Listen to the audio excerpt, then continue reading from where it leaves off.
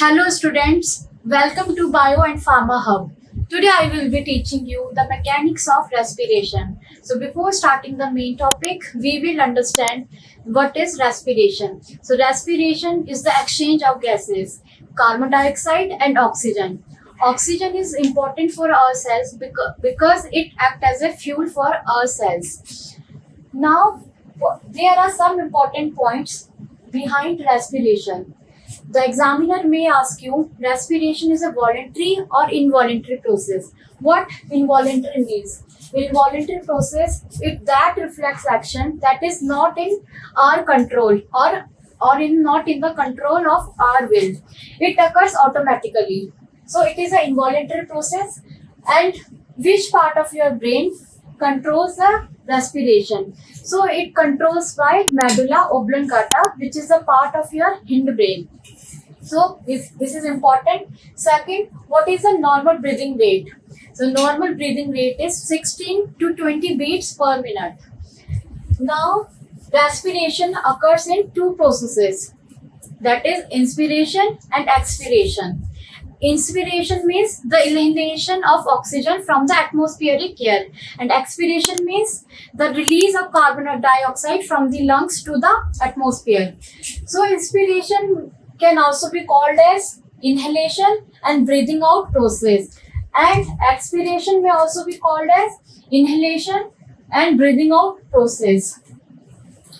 Sometimes breathing can also be voluntary, in which cases breathing can be voluntary, such as exercise and swimming. So it occurs in voluntary process. In that case, voluntary breathing is controlled by motor cortex in the cerebrum. So voluntary breathing can be controlled by motor cortex in the cerebrum. So this one is also important. Now we will see what are the muscles involved in respiration. So diaphragm and intercostal muscles. Diaphragm and intercostal muscles are the main muscles that occurs in respiration. What is diaphragm? So diaphragm is generally a dome-shaped structure which is present between the thoracic cavity and the abdominal cavity, and it also separates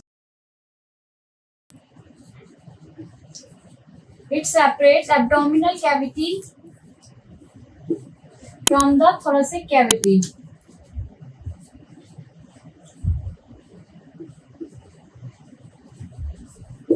What is thoracic cavity? Thoracic cavity is that cavity where your lungs is placed, and lungs is enclosed by ribs. You can see here, suppose this is a thoracic cavity. Your lungs is enclosed in thoracic cavity which is enclosed by ribs. On the other hand, abdominal cavity is that cavity where your digestive organs are present, like stomach and intestine. So below the diaphragm, your abdominal cavity is present. Above the diaphragm, your thoracic cavity is present. What about intercostal muscles? Now we will see the role of intercostal muscles. So these are the muscles that is present between the ribs. Inter means between, coastal means we are talking about ribs. So suppose this is your ribs, and between the ribs intercostal muscles are present. And intercostal muscle can be of two types: external intercostal muscles and internal intercostal muscles. Now we will see the important fact about lungs. So lungs are enclosed in the thoracic cavity. It is generally a roughly cone-shaped organ and protected by pleural membrane. So suppose this is your lungs, and which is protected by pleural membrane. This pleural membrane is subdivided into parietal pleura and visceral pleura. What is parietal pleura? Parietal means outside, visceral means inside. Parietal is the superficial layer that always attaches with your ribs.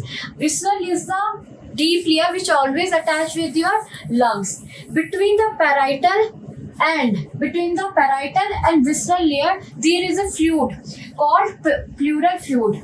This pleural fluid reduces the friction between the membrane of lungs, that allowing them to slide one over the another easily. So this is the basic point you should understand.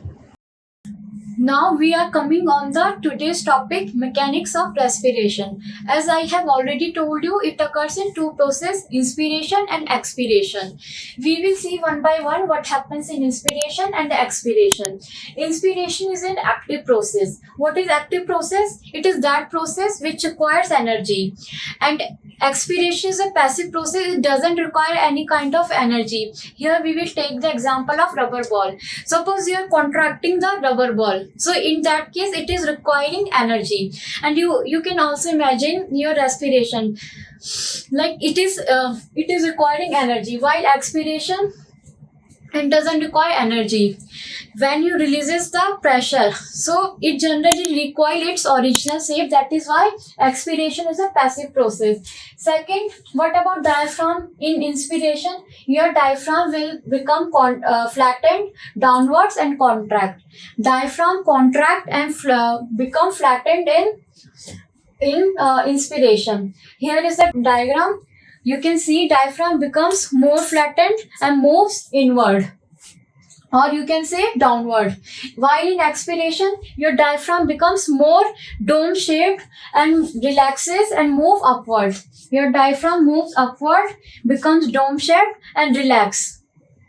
Then intercostal muscles, basically external intercostal muscles. We have already seen that external intercostal muscles and internal intercostal muscles present between the ribs. So what happened in the inspiration? These external intercostal muscles also contract outside in inspiration, while in expiration these external intercostal muscles become relaxed.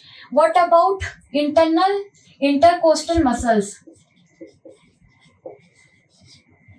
In inspiration, these internal intercostal muscles become relaxed, while in expiration, these internal intercostal muscles become contract. What about rib cage and sternum? We all know that rib cage is a cage where your lungs are enclosed. So, in inspiration, your rib cage move upward and outwards. Rib cage move upward and outward in inspiration. You can imagine while you inspire, it becomes upward and outward. While in expiration, your rib cage move like it is gaining its original shape. It is relaxing. So your rib cage move downward and inward. It is gaining its original shape. Then thoracic cavity.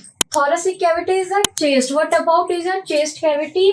So your thoracic cavity increases in inspiration. It increases the size of thoracic cavity in inspiration, while in expiration it decreases the size of thoracic cavity.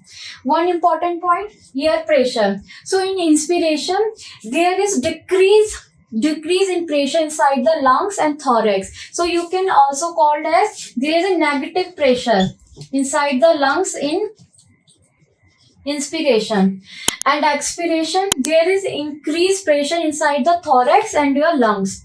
So this is all about the summary of mechanics of respiration. Thank you for watching this video. If you like this video, please do subscribe, and if you have any doubt, kindly do let me know in the comment box. Thank you.